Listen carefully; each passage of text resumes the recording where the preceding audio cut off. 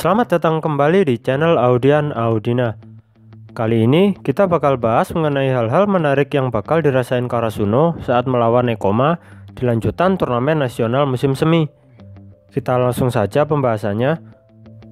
Seperti yang kita semua tahu, pertandingan antara Karasuno melawan Nekoma ini diibaratkan pertandingan antara tim dengan serangan yang brutal melawan tim dengan pertahanan sempurna.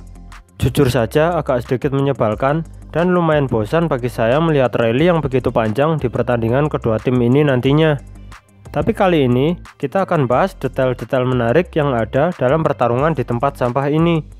Mari kita mulai pembahasannya sekarang. Nekoma dianggap tim yang biasa-biasa saja. Hal ini ada di penghujung season 4 kemarin kan, di mana ada beberapa penonton yang mengatakan hal itu. Saat bertanding, memang permainan Nekoma terlihat monoton, tapi itu memang filosofi permainan mereka. Mereka bermain dengan sabar dan mengamati cara bermain lawan. Kemudian, mereka mulai membiasakan diri dengan tipikal permainan lawan tersebut, lalu menggunakan strategi yang tepat dalam mengalahkan mereka. Kebanyakan tim lawan akan frustasi menghadapi Nekoma ini, karena sekeras dan seintens apapun serangan yang mereka buat, bola akan selalu bisa diterima receiver Nekoma, kemudian mereka akan melakukan serangan balik yang terukur untuk mencetak angka. Inilah dasar dari filosofi bermain Nekoma, dan inilah awal dari penderitaan Karasuno nantinya. Karasuno mencoba bertahan. Maksud di sini itu, Karasuno bukan menirukan tipikal permainan Nekoma ya. Tapi yang terjadi itu, Karasuno sedang berusaha bertahan dari tekanan yang diberikan oleh para pemain Nekoma. Karasuno melakukan serangan yang bertubi-tubi, tapi tiap serangan itu bisa ditahan dan dikembalikan lagi ke lapangan Karasuno. Jadi Karasuno terus-menerus menyerang, tapi hasilnya tetap aja sama. Mereka tetap nggak dapat poin. Jadi maksudnya bertahan di sini itu, Karasuno sedang tersiksa karena dipaksa terus menyerang sehingga stamina mereka malah terkuras begitu banyak. Bisa digambarkan di sini kalau sekawanan kucing ini berhasil menjatuhkan para gagak itu ke tanah berulang kali. Buktinya di awal set kedua, Tanaka dan Azumane Asahi sudah mulai kepayahan. Mereka berdua merasa sudah bertanding 5 set saja. Ya wajar juga sih, Karasuno menggunakan taktik serangan sinkronisasi terus-menerus. Memang benar itu adalah serangan yang kuat, tapi nguras stamina banget. Disinilah momen Karasuno bertahan dari penderitaan yang mereka rasakan selama melawan Nekoma. Kenma yang bermain nggak seperti biasanya. Kita tahu sendiri, Kenma ini adalah pemain yang cerdas, merupakan otak permainan dari Nekoma itu sendiri. Tapi, dia memiliki kekurangan di fisik, staminanya buruk banget. Dan saat pertandingan lawan Karasuno nantinya, dia melakukan hal yang nggak biasanya. Cukup mengejutkan sih. Dia mampu bergerak cepat lalu melakukan tos dengan menggunakan penerimaan atasnya. 10 jari ya maksudnya di sini. Ini jarang banget dia lakukan mengingat dia adalah pemain yang minim pergerakan alias malas. Dan merupakan setter yang selalu menerima umpan manja dari para pemain bertahannya. Kageyama aja sampai terkejut melihat momen di mana Kenma melakukan aksi ini. Dan Kageyama bahkan sempat bertanya kalau Kenma ini ternyata bisa bergerak ya. Aksi lainnya di sini adalah Kenma mampu melakukan aksi seperti yang dilakukan Atsumu di pertandingan lawan Karasuno sebelumnya. Detailnya seperti ini. Saat bola sudah melambung dan dalam kondisi hampir melewati net, Kenma berpura-pura melakukan dam. Terus dia merubah posisi tersebut ke posisi hendak melakukan umpan. Yang terjadi di sini malah bloker Karasuno menyentuh bola yang masih ada dalam area milik Nekoma. Jadi Tsukishima saat itu dianggap melakukan pelanggaran. Poin malah menjadi milik Nekoma meskipun bolanya jatuh ke area Nekoma. Untuk kesekian kali inilah Kenma mempermainkan para bloker yang menjadi lawannya. Karasuno punya Kageyama. Memang hal itu terlihat seperti biasa ya, Kageyama kan memang pemain Karasuno.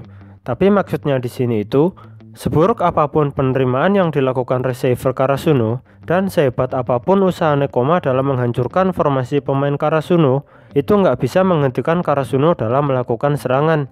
Ya karena itu tadi, mereka punya setter jenius si Kageyama Tobio. Seburuk apapun penerimaan pertama yang dilakukan oleh para receiver Karasuno, Kageyama bakal tetap berusaha memberikan umpan ke para spikernya. Dan umpan itu sendiri sangat stabil, mudah dipukul, dan bisa menghasilkan poin untuk timnya. Ingat ya, formasi yang berantakan setelah menerima bola pertama nggak mempengaruhi performa Karasuno dalam memulai serangannya yang brutal. Ya karena ini tadi, mereka punya Kageyama. Lahirnya tombak dan perisai Karasuno. Bisa kalian tebak sendiri ini julukan untuk siapa? Tepatnya ini adalah milik Yamaguchi dan Tsukishima. Jadi tombak di sini itu adalah awal serangan pembuka jalan, yaitu servis jump float milik Yamaguchi yang bertujuan untuk mengacaukan formasi milik Nekoma. Kemudian di tengah kacaunya formasi lawan tersebut, muncullah blok atau perisai dari Tsukishima yang sigap menghentikan spike dari lawan-lawannya. Ini nanti bakal jadi salah satu momen dramatis bagi keduanya. Sebagai tambahan saja, di pertandingan ini juga ada hal yang mengejutkan dalam hal servis. Ternyata Kuro dari Nekoma juga bisa melakukan spike serve dan itu cukup membuat Karasuno terkejut nantinya. Hinata keberadaannya memudar. Pertarungan di tempat sampah ini berjalan sesuai apa yang diinginkan Nekoma, tepatnya yang diinginkan Kenma sih. Kenma tahu sendiri kalau serangan super cepat Kageyama dan Hinata ini sangat sulit diatasi. Tapi Kenma telah menemukan solusi untuk menanganinya. Sekuat apapun suatu serangan, itu nggak bakal berguna kalau nggak bisa dilakukan. Jadi di sini cara Kenma mematikan Hinata itu dengan cara memaksa Hinata melakukan penerimaan pertama secara terus-menerus. Dengan begitu, Hinata jadi nggak bisa melakukan ancang-ancang kan? Kalau nggak bisa melakukan ancang-ancang, otomatis Hinata nggak bisa melakukan lompatan yang tinggi. Udah, simple gini aja cara mematikan Hinata. Keberadaannya jadi kian memudar di lapangan dan bahkan beberapa penonton sampai meragukan mengenai peran Hinata yang ada di lapangan.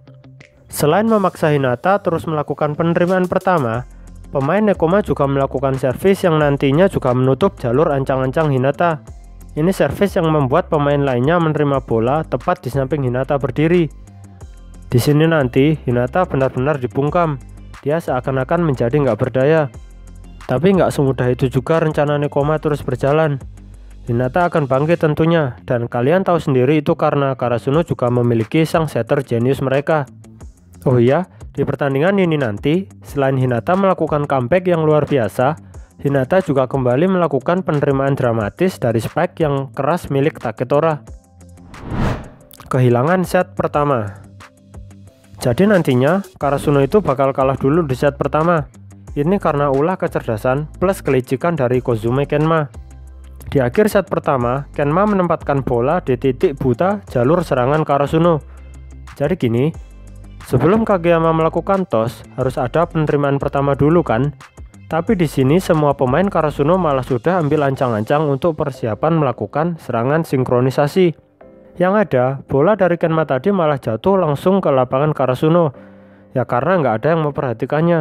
Mereka malah fokus semua mau nyerang. Hal ini dilakukan Kenma dengan perkiraan yang begitu matang sebelumnya. Dia udah nemuin sedikit celah dalam pola penyerangan Karasuno. Dia pun nantinya terus melakukannya di set yang berikutnya. Ya gimana lagi, Kenma ini emang cerdas dan licik juga kan. Spiker Karasuno dibuat depresi. Ini sudah terlihat sejak awal pertandingan sih. Berapa kalipun bola dipukul ke arah lapangan Nekoma, bola selalu bisa diterima pemain bertahan mereka dan bahkan Nekoma mampu menyerang balik. Tapi nanti ada satu rally yang begitu panjang di mana terjadi dibungkamnya spike Azumane Asahi yang begitu keras dihentikan oleh hawa keberadaan Yaku saja. Maksudnya gini, Yaku nggak melakukan apapun, dia hanya menunjukkan hawa keberadaannya. Sehingga sebelum melakukan spike, Asahi secara sadar melihat posisi Yaku di pertahanan Nekoma. Akhirnya Asahi berusaha memukul ke tempat selain di mana Yaku berada. Asahi di sini berusaha begitu keras untuk menghindari Yaku, tapi yang terjadi malah pukulan Asahi keluar. Paham kan kalian di sini? Sebegitu kerasnya Asahi ingin menghindari Yaku, karena dia merasa kalau pukulannya diarahkan ke Yaku, dia pasti bisa menerimanya. Inilah tekanan yang dirasakan para spiker Karasuno saat melawan Nekoma. Dan untuk kemampuan Yaku ini bahkan sudah diakui oleh Bokuto Kotaro itu sendiri. Ini wajar juga sih melihat di masa depan Yaku adalah libero dari timnas voli Jepang. Boom jump milik Hinata. Akhirnya setelah melewati beberapa trial dan error yang lumayan banyak, Hinata akhirnya bisa melakukan lompatan yang lebih tinggi dari biasanya. Lompatan Hinata kali ini udah kayak Korai aja lompatannya. Selama ini, permainan Hinata kan berfokus pada keahliannya sebagai pengecoh yang melompat ke sana kemari. Tapi sekarang Hinata juga fokus pada kekuatan lompatannya itu sendiri, dimana dia yang sekarang sudah bisa melompat lebih tinggi dari para bloker lawan. Bahkan terlihat pukulan Hinata sudah seperti di atas para bloker. Kelihatannya aja sih. Ini nanti bakal jadi momen comeback yang luar biasa dari Hinata saat melawan Nekoma. Ini merupakan kebangkitan Hinata dari keterpurukan yang dibuat oleh Kenma kepadanya. Dan di momen inilah Kenma akhirnya sadar bahwa combo Kageyama dan Hinata sudah bukan lagi iblis dan tongkatnya. Kali ini sudah menjadi iblis dan iblis. Demikian pembahasan kali ini. Terima kasih sudah mau menonton video ini. Cek juga video kami yang lain ya. Sampai jumpa lagi di lain kesempatan. Bye bye.